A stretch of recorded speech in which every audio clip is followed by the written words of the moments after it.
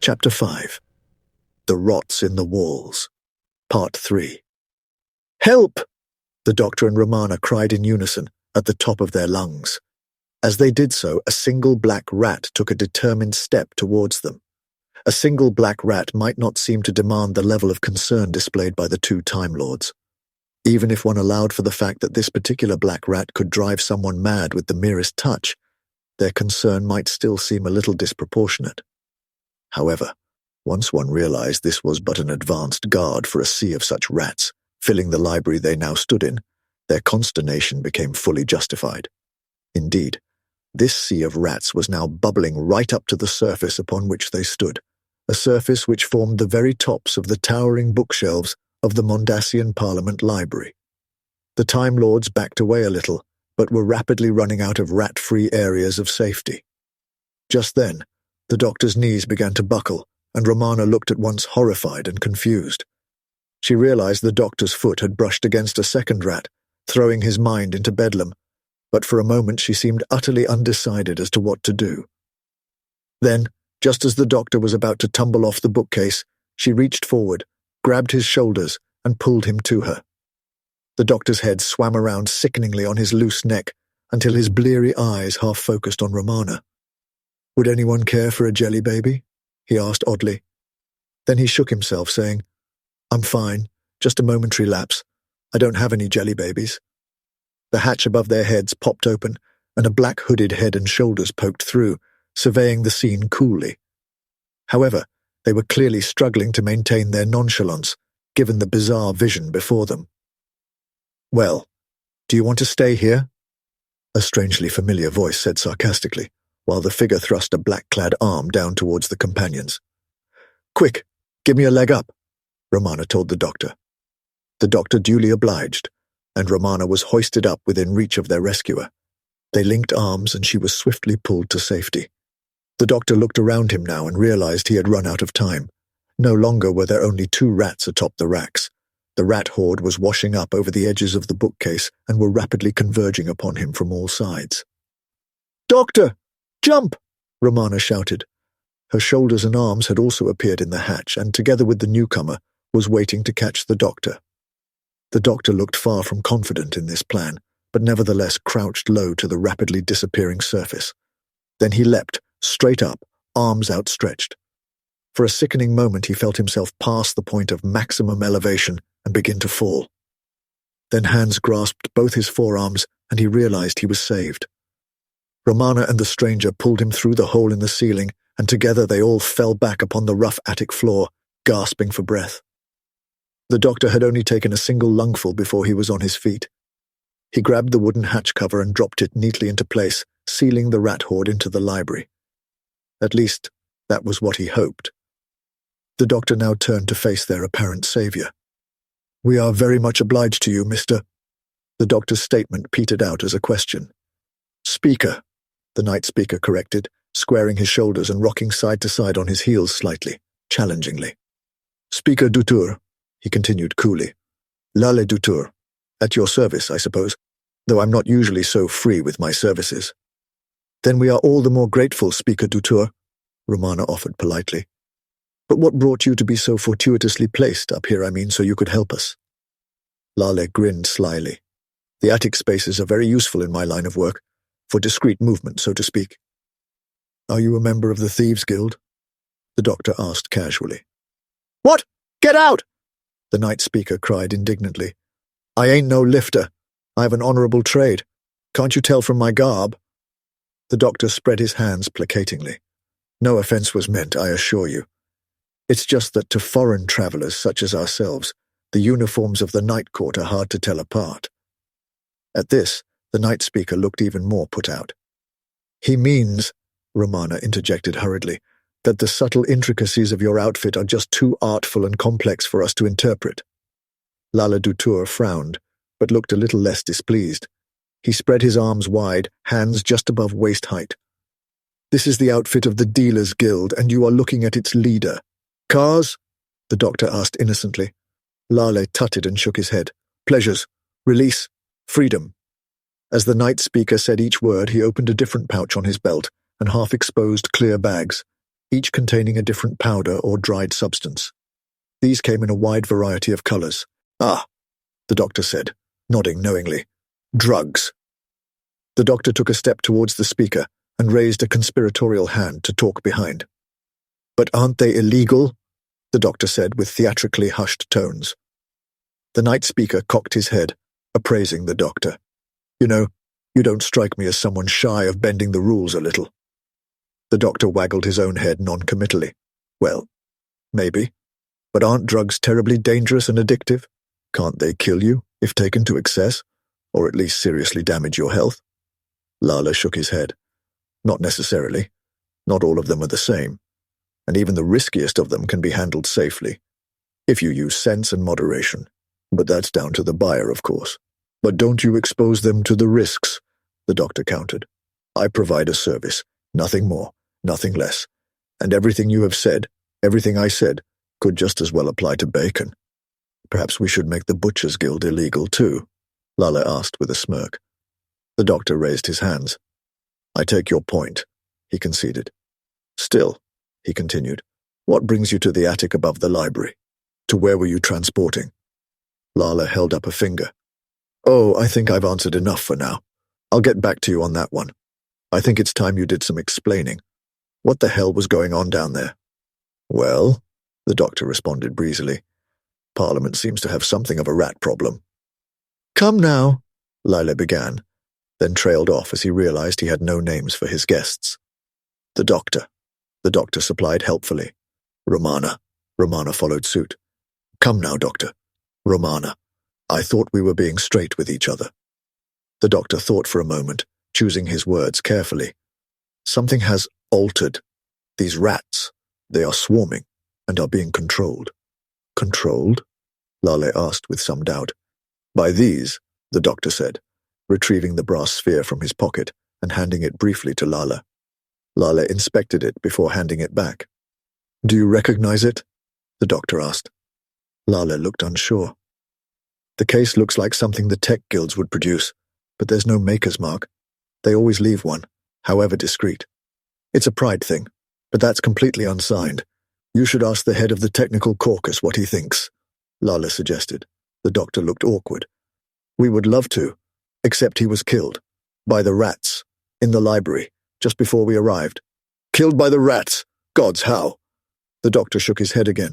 The details are too complicated and gruesome to go into right now. Will you help us find out what is causing this and stop it?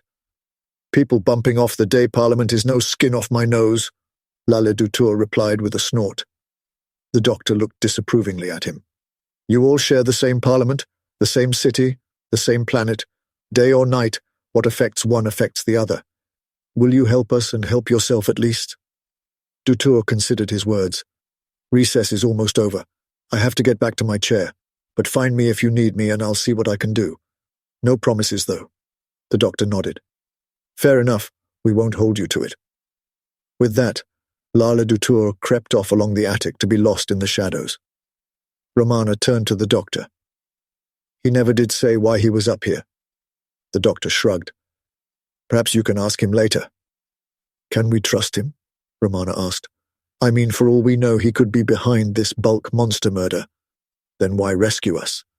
The doctor responded, We simply do not have all the facts, and until we do, we should not build a theory in their absence, lest we force future facts to fit.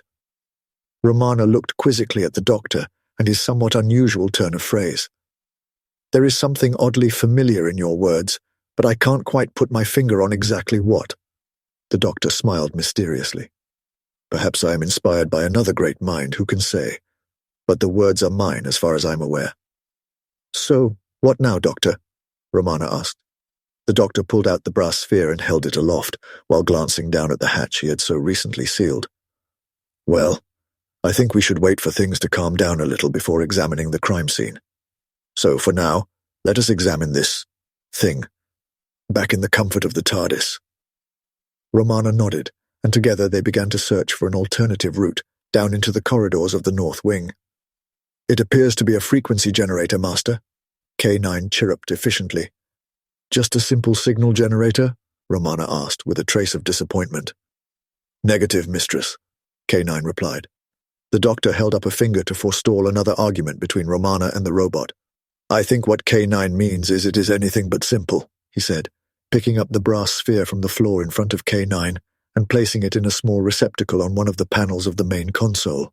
He then withdrew his sonic screwdriver from his pocket and scanned the artifact with one hand, while simultaneously flipping various switches on the main console with the other. At last, he turned back to Romana.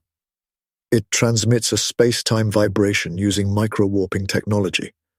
But more than that, it is transmitting beyond our four-dimensional existence into the 11-dimensional bulk itself. It attracts those rats to its location, while operational, creating the swarm we witnessed.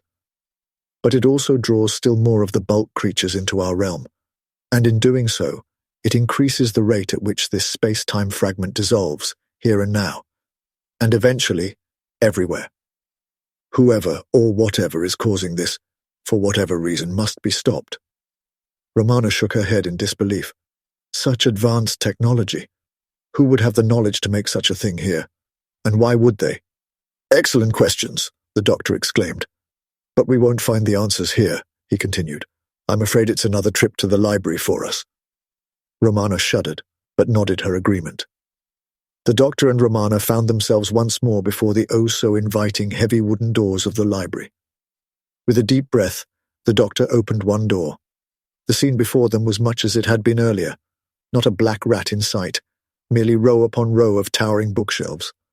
Together the Time Lords trod warily through the opening. They crept once more between the stacks. There were virtually no signs of the earlier rat invasion, beyond the few books scattered upon the floor where they had previously desperately scaled the bookcase. However, as they approached the location of Seaman Brunson's body, they once more saw his boots poking out from between the stacks. They walked to his twisted corpse and found it much as it had been before, a sight not easy to stomach. The second brass sphere still lay on the floor nearby. The doctor scanned it briefly. It's dead, drained, he announced before asking, Do you remember which way it came from? Romana nodded and pointed. That way, I think. The doctor indicated his understanding and headed off in the direction she had pointed. Midway toward the bookshelf-clad wall ahead, the doctor stopped and looked behind him, allowing the apparently dawdling Romana to catch up. Together they began to examine the shelves for any sign as to where the second sphere might have come from. There came a sudden click and delighted gasp from Romana. The doctor turned and saw that she had tilted one book forward in its place, and this had caused the shelf to rotate slightly into and out of the wall. With Romana pulling and the doctor pushing, they swung the shelf through 90 degrees to reveal a hidden passage running behind the wall. It was dark, narrow, and smelt very musty. It would be churlish to turn our noses up at such a fortuitous discovery, don't you think? The doctor suggested to Romana. Romana raised a signature eyebrow. Oh yes, she responded with the slightest air of sarcasm. This is making me feel very lucky. The doctor ignored her tone, nodded, and eased himself into the narrow corridor. Romana shook her head and followed. The doctor used a tiny light emitted by his sonic screwdriver to help shine their way, inadequate as it was. The main hidden passage seemed to run around the external walls of the wings of the Mondasian Parliament quadrangle. Periodically, they had to duck under shafts driven through the passage, presumably where windows lay. Occasionally, side passages emerged, which must have corresponded to interior walls. Finally, the doctor and Romana reached a corner of the building and stumbled upon an unexpected feature. Set back from the passage, even deeper into the wall they were traveling in, was a tight little stone spiral staircase leading down. Just then Romana and the doctor stiffened as they heard a scuttling noise somewhere nearby. It appeared to get louder and closer. Then the Time Lords gave a sigh of relief as the sound faded. Whatever it was must have taken an alternative path. "Onwards and downwards," the doctor whispered. Romana shrugged her resigned acquiescence. Down they spiraled, deeper and deeper into the hidden confines of the building. It became clear that they must have already passed the floor at ground level, and were now going deep into the island upon which the complex had been built. It was painfully obvious to the Time Lords that if a horde of black rats were to appear at any moment, or even a single such rodent, it would be impossible to evade them. That would be an end to it all, as their sanity fled. At last they reached the bottom of the stairs, and in the dim light of the screwdriver, they could just make out a sizable chamber. The illumination was too feeble to discern any features in the depths of this new space. Fortunately, the doctor was able to see a tall brazier nearby, which, after fishing around in his jacket for a while, he was able to light with a match. The flickering firelight rendered the macabre scene before them even more eerie, as twisted shadows leapt around the high-vaulted chamber. Some distance beyond Romana and the doctor stood a stone lectern with a book open on it. Next to this stood a matching stone plinth with about half a dozen more tomes piled, somewhat haphazardly upon it. It was what lay beyond these stone furnishings which was by far the most disturbing feature of this room. A statue, 8 feet tall and utterly alien. Its trunk-like body grew up from the floor before breaking out into a multitude of branches, or perhaps tentacles, contorting and reaching upwards towards the ceiling. Each branch ended in a slightly broader, paddle-like extension. Its colour, as much as the unreliable light would reveal, seemed to be a sickly greenish-brown. Another possible trick of the dancing flames, the statue seemed to exhaust the eyes if looked upon for any length of time. "The stained-glass window," Romana said in hushed tones. "It's the same thing." The doctor nodded, and Romana took a step forward. The doctor grabbed her upper arm to halt her advance. "Do not lick it. I am not sure it is a statue." Romana looked at the doctor with some impatience. "I wasn't going to, but it is not moving, no matter the impression the torchlight gives." The doctor shook his head. "It may not appear to be moving from our perspective, but I do not believe we are looking at a statue, not in the usual sense. Do not touch it," he said gravely. Romana gave her silent assent, and together they cautiously approached the lectern and plinth. The doctor began to read the ancient leather-bound tome left open there, while Romana began examining the pile of books on the plinth. "It's as I thought, as I feared," the doctor announced darkly as he looked up from the musty volume. "How so?" Romana inquired. The doctor steeled himself to deliver bad news. "This place is a weak spot, a point in our universe where it has always been a little less isolated from the bulk. It's possible it has always been this way, even before our universe fragmented. The monks here worshipped an entity or entities of the bulk. They may have even communed with them on some level. Somebody may still be doing so." As he made this last observation, he withdrew the brass sphere from his pocket to emphasize his point. This dramatic gesture was lost on Romana, however, who was removing one tome from the pile on the plinth, her eyes wide. "Doctor, look!" she gasped, proffering the book to him. The doctor pocketed the sphere, accepted the text, and began to flick through it. "Yes, well, very interesting. It's clearly a little newer than some of the books here, maybe only a century or two old. A little dry, perhaps. A technical manual more than anything else. On multidimensional transmission. Yes, I can see this might well form the basis for the construction of the spheres." "Well done, Romana," the doctor concluded with a half-hearted, largely disinterested congratulation. Romana could not help herself as her eyes once more swiveled in exasperation. She put her hand over the top of the book onto the pages and ran her finger back and forth along the text, seemingly at random. "Doctor, you are missing the point." The doctor frowned and stared intently at the pages. Then his eyes widened in horror as the realization finally struck him. "It's in Gallifrean." He gasped. He closed the book and placed it on top of the others, his face utterly grim. "I may have made a terrible mistake." Romana smiled and tried with only the merest hint of condescension to bat this away. "Oh, come now, Doctor, a trivial one. Reading other languages is second nature to us. It is basically in our blood. It's easy for us to forget to look at the form of the text itself and see the underlying language. The doctor fixed her with a hard stare. That is not the mistake I mean, but this may well come down to blood. Bad blood, very bad indeed. Romana looked quizzically at the doctor and not a little nervously. What do you mean? I need to talk to the night speaker, he said simply. I see, Romana responded, then pointed to the darkness behind the bulk creature statue. I think I can see another exit over there.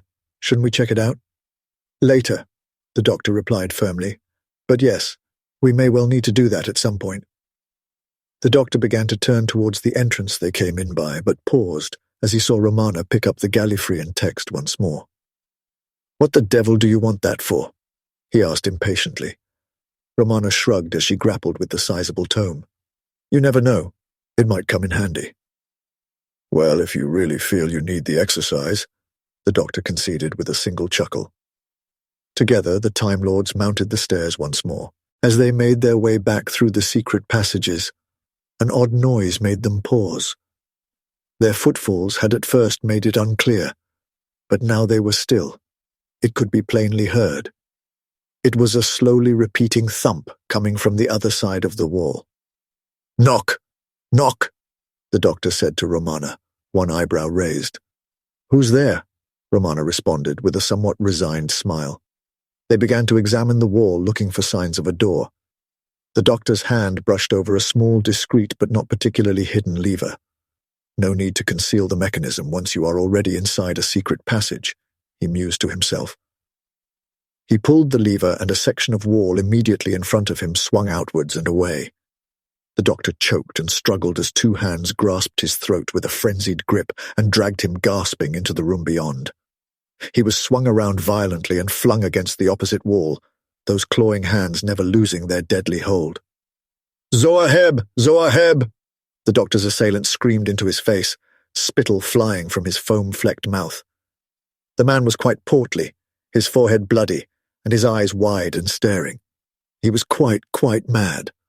There came a sickeningly meaty thud, and those same wild eyes rolled up into his head, then closed. He slumped to the floor, unmoving.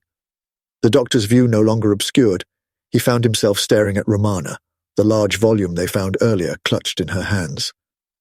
I told you it might come in handy, she said with a shrug. The doctor knelt down next to the man and felt for his pulse. He's still alive, just unconscious for now, the doctor informed Romana. Quickly, help me tie him up so he can't do himself or anyone else more harm. Using the man's own belt, computer cables gathered from the office and whatever else came to hand, they both began securing his hands and feet. Physically anyway, the doctor continued. I fear the mental damage will be irreparable to poor... The doctor paused and looked towards the nearby desk. He found the nameplate he was looking for. Mr. Burfolk, he finished slowly. My, Romana responded as she looked down at the head of the Butchers' Guild. Someone really does seem to have it in for the day, Parliament, don't they? So it would seem, the doctor replied, somewhat distantly. The doctor and Romana entered the main Parliament building via the Night Bell Tower entrance. Consequently, they were almost immediately under the Night Speaker's throne. Some very long-winded speech seemed underway by one of the members of the court, and so the doctor waved up at the Night Speaker as discreetly as possible to attract his attention. Lala Dutour saw them and gave an impatient sigh. Nevertheless, he subtly beckoned for them to climb the steps, which ran up to him from behind and beside the throne itself. What do you want? He hissed angrily at them. Just one thing, the doctor said, holding up a finger. Which is? What was the name of the mayor of Mondas under the three tyrants? Lala frowned. You mean the secret name, the one lost to history? You do know what lost means, right? The doctor shook his head. I mean his real name. Lala shrugged. Oh, that's easy. He was Mayor Bayer. The doctor's face looked ashen. Thank you, the doctor said faintly. It's a common enough name, the Night Speaker replied almost helpfully. The family persists to this day. It's not like we hold the sins of the father against the children. The doctor nodded slowly. Very enlightened of you, he noted quietly. Thank you, he added once more before descending the stairs, Romana clambering with him. The night speaker watched their departure and stroked his chin thoughtfully. The doctor had insisted they return to the secret passages. As they traversed the narrow crawlways, Romana interrogated the doctor. "What is it, doctor?" she asked. "Why is the name of the mayor so important?" "Bad blood," the doctor answered simply. "Oh, come now, doctor," Romana chided. "You heard Lale. Even they don't believe in inherited evil. As Time Lords, educated and evolved, we certainly do not." The doctor stopped in his tracks and turned to face Romana. "Depending upon whether the bloodline comes from the original mayor or from one of the 3 tyrants, realistically only 2 of them, I suspect, things may be very bad indeed. We may not be dealing with a full Mondasian at all. In the worst case, they may have powers and abilities even they may not imagine, and an inheritance which might drive them to evil, whether they realize it or not." Again, Romana rejected the thought. "Even if they have inherited traits of other species, we don't tend to write off an entire line as irredeemably corrupt." The doctor stared Romana in the eye. "I have certainly hoped that in the past. I still hope that may be true. In general, it must be so. However, there are always exceptions, and we know what they do to the rules. Some hearts beat to a different rhythm, the rhythm of war, the rhythm of ruin, and that is a beat which can be hard to still, perhaps impossible." With that last thought left hanging, they continued on their way. Now they found themselves in front of the twisted statue of the bulk creature. Taking great care not to touch any part of it, the 2 Time Lords edged around to reach the exit Romana had spotted earlier. Here, they found another spiral stone staircase climbing upwards. The doctor took the lead as they ascended. At last, they reached the top and were confronted not by a corridor, as with the first set of stairs, but instead a blank wall. In a moment, the doctor had found the release lever and pulled it. The room now revealed to the doctor and Romana, by the swinging open of a bookcase, was instantly recognizable. Even if it had not been, the presence of Jian, the day speaker, sitting behind her desk would have confirmed their location. She stared at them as they stepped through the opening, but her composure was surprisingly unruffled. Come in," she said politely. "I'm not used to receiving guests through my wall, but you are always welcome." "Thank you," the doctor replied cordially. "Most generous of you. I was wondering if we might ask you 1 or 2 questions." Jian inclined her head. "Naturally, I am at your disposal, as always." "We have made some disturbing discoveries," the doctor began. "That is not a question," Jian countered with a smile. The doctor did not return this gesture. "Simon Brunson is dead," he stated simply. "How terrible," Jian responded calmly. "As is Nonard Burfolk," the doctor continued. "At least mentally." "How?" Jian asked with a slight tone of shock. "They were both attacked by creatures from beyond the confines of this universe and driven mad." "That sounds very hard to imagine," Jian responded. "The entire building is riddled with secret passages," the doctor said, jerking his thumb behind himself and Romana towards the opening, "and they lead to an ancient temple beneath our very feet." "This tale sounds quite incredible," Jian offered, "but very exciting. One entrance to the temple led here, and only here." Jian spread her hands. "I feel honored. But tell me, how were these creatures set upon my friends and colleagues?"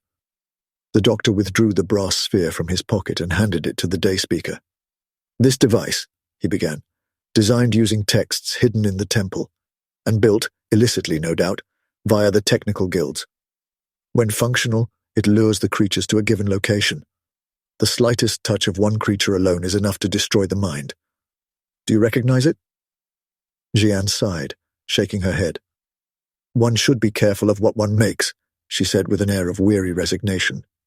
She then pocketed the device deep within her ceremonial apron. "And to whom one gives it," she finished, before ringing a small bell upon her desk. Instantly, the leftmost of the 2 doors behind her opened, and in strode a dark, imposing figure, toting a small energy rifle. This weapon was immediately trained upon the doctor and Romana. The black metal bucket of a helmet completely obscured the face, and a sizable black fur cloak largely obscured the body. The attire was instantly recognizable as that of a Levithian mercenary, unchanged for centuries before, and indeed for centuries still to come. One slight feature of note was that, from the shape of what could be seen of the soft leather armor beneath the cloak, this warrior was a woman. "Are you sure you want to talk in front of her?" the doctor asked. "Talk?" Jian responded with surprise. "My intention is to have her kill you right now. But your idea amuses me, and Levithian mercenaries are as discreet as they are loyal. So what exactly are you dying to know?" The doctor fixed her with a steely stare. "Why? Why?" The word burst forth from Jian with a laugh. "Why did I seek to remove obstacles to what was rightfully mine? You know now my family, I suspect. Once the most powerful family on all of Mondus, respected, feared, obeyed. And what was I? The butt of every joke in this pathetic parliament. So I got Seaman to build the device you so helpfully returned to me, though he was ignorant of its function. Still, he was both a loose end, in need of tying, and an obstacle to my rise in power. And so, poof, 2 birds with 1 stone, so to speak." "And Nornard?" the doctor interrupted. "Well, he was the more immediate impediment to my advance. His removal would ease my way to the head of the Butchers' Guild, the first step in my hopefully meteoric rise. Seaman cleared out could only accelerate my plans." "How?" Romana asked. Jian turned to her, looking a little surprised. "A question each, eh? Ah, well, fair's fair, I suppose. How? Do you mean, how did I come up with such an ingenious plan with such incredible devices and otherworldly aid?" "Yes," Romana said coolly. "That's exactly what I mean." Jian chuckled to herself. "You see, as with everything with me, it's all in the family. Did you know that our family owned the old monastery before the time of the 3 tyrants? No? Well, after the mayor was deposed, the remaining members of the family gave it to the city as an act of contrition to save their skins. But the family kept many secrets to itself, some old legends of the worship and ceremonies conducted here for centuries, other more recent tales of investigations conducted by the 3 tyrants themselves. I found the passages, found the temple, and found the texts. It was simplicity itself to read and understand them. It was almost as if it was second nature to me." Romana raised an eyebrow. "And you had no difficulty reading the texts? All of them? Without exception?" Jian looked momentarily confused and not a little offended. "No, of course not. Why would I?" she asked indignantly. "Oh, no particular reason," Romana replied casually. "It's just interesting." Jian sneered at Romana and the doctor. "Well, I do hope your interest is fully satisfied, because unfortunately, that is all you have time for." With that, the day speaker clicked her fingers at the mercenary and pointed to the doctor and Romana. The doctor felt Romana's hand suddenly upon his shoulder, gripping it in fear. The mercenary seemed to pause, looking first at the doctor, then Romana. Then she lowered her rifle and slowly backed out of the same door she had entered by, closing it behind her. "Useless bloody Levithian scum!" Jian shrieked in fury. Before the doctor and Romana could act, the day speaker had recovered an energy pistol from her desk and instantly had it trained on the Time Lords herself. "If you want anything done right, you have to—" Before she could finish, there was a blur and rush of air as something fell from the ceiling to land on the desk, knocking the gun from Jian's grip. "Hello, day speaker," Lala said with a grim smile. "Isn't this a little dark for you?" Jian screamed wordlessly and bolted through that same door so recently utilized by her lackluster mercenary. "Quick!" the doctor cried. "She has to be stopped." The doctor and Romana dashed after the day speaker. The night speaker shrugged and, with somewhat less resolve, followed after them. The door they had passed through led to a small set of internal stairs, which in turn led to a ground-floor exit onto the lawn surrounding the main parliament chamber. Although the sun had not yet risen, the dim light of dawn was beginning to show through, and with it they could make out Jian running for the Daybell Tower. The doctor, Romana, and the night speaker pelted after her. The day speaker had already entered the bell tower by the time the trio reached its door. As one, they burst through and stopped dead at the sight before them. The attendant bell ringer lay on the floor, presumably clubbed from behind by a desperate day speaker. Whether they were dead or merely unconscious was unclear at this point. Meanwhile, Jeanne had a tight hold on the bell rope itself. "Give it up, Jeanne," Lale said, not without some sympathy. "You've nowhere left to run now." "Run!" Jeanne retorted with manic glee. "I have no need to run. All I need to do is ring this bell. All the members of the day parliament will come running, wondering why it is early, why only a single bell, and I will tell them how I was being threatened by a crazed night speaker and his strange off-world conspirators. You," she continued, pointing at Lale, "were trying to destroy the day parliament and take control of Monda solely for the night, and these aliens were using their strange powers as your assassins. And who would take your dubious word over mine, Night Speaker?" Jeanne practically spat out the word night. Lale looked uncertain, and for a moment was lost for words. "Wait," the doctor cried. "Haven't you forgotten something?" As he asked this, the doctor moved out of the way of the door, allowing the day speaker a clear view of the lawn and quadrangle beyond. "Forgotten what?" Jeanne sneered contemptuously. "That when you ask for aid from the creatures of the bulk, there is always a price." As the doctor said this, the faintest of chirrups came from the recesses of his jacket. Jeanne laughed. "Price? What price?" The doctor gestured with his hand towards the open door. At first it seemed nothing had changed. Then, faint at first, almost as if it were a gentle breeze, there came a rustling. The doctor led Romana and the night speaker out onto the lawn. The day speaker followed them as far as the door, but still kept her hands on the end of the rope. The door itself had been flung outward when they had entered just moments before, and the doctor now leaned on it nonchalantly, pinning it against the wall of the tower. Just then, the rustling became a roar, as a black mass erupted from under the eaves of the quadrangle buildings to pour down their sides towards the lawn. The giggling, squeaking, gibbering mass then began rolling across that same lawn, converging on the bell tower and their small group. "It's time to pay the piper," the doctor said grimly. Jeanne looked about in ever-increasing panic. The doctor gestured towards one of the exits from the quadrangle, which led to one of the bridges to the rest of the city. As of yet, it had not quite been cut off by the mass of black rats. "You know, if you're lucky, I think you might just outdistance them," the doctor supplied helpfully. For a moment, Jeanne did not move, frozen in terror. The doctor looked her square in the eyes. "Run, speaker, run!" Then she was off, running for all she was worth towards the exit to the bridge. As she ran, the entire swarm of otherworldly rodents changed direction to zero in on her ever-changing position, converging on her and swarming in pursuit. She disappeared through the bridge exit, closely followed by the rat horde. As the black rats continued to flow out of the buildings, lawn and quadrangle, Romana turned to the doctor. "Do you think she'll make it?" Romana asked. The doctor watched as the last few straggler bulk-infested rat creatures left through the bridge exit. Perhaps. She seemed quite fast. Just then they heard a distant scream. Then all was silence. "How did you know the bulk creatures would turn on her?" "Ah, well," the doctor began, slightly sheepishly. "I may have loaded the dice a little." Romana pulled a face. "Doctor, what did you do?" "Ahem.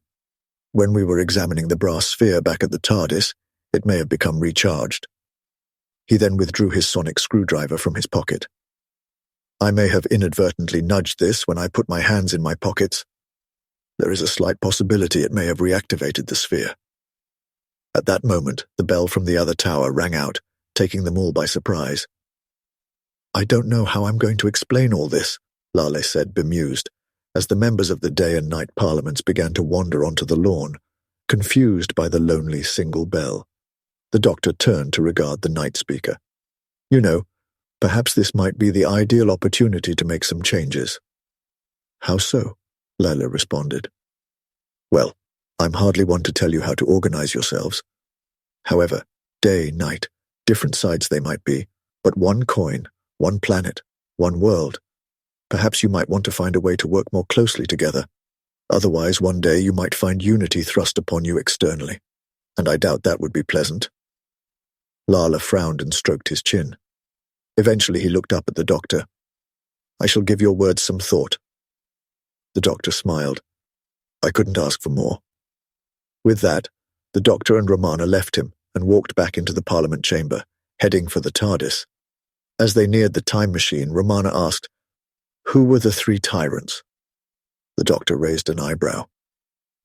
"Well, whether it was the world of politics or the realm of multidimensional mechanics, they certainly seemed to be the masters of manipulation."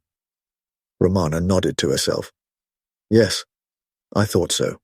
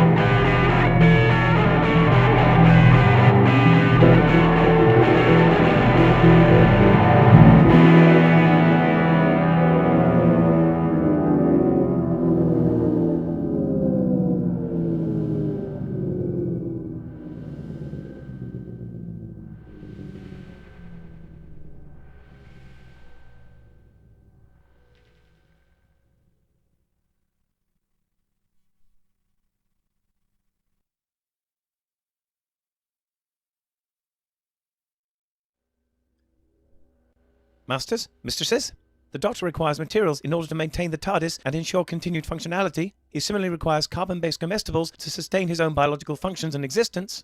Master would never say this, but he requires aid beyond that supplied by this unit in order to acquire these. To aid the Doctor in his various tasks and creations, this can be most effectively achieved via Patreon or Substack subscriptions, or through donations directly to PayPal. Or if you desire physical goods in return for your contributions, written accounts of my travels with the Doctor are also available on Amazon. Links are in the description below. Thank you, masters, mistresses.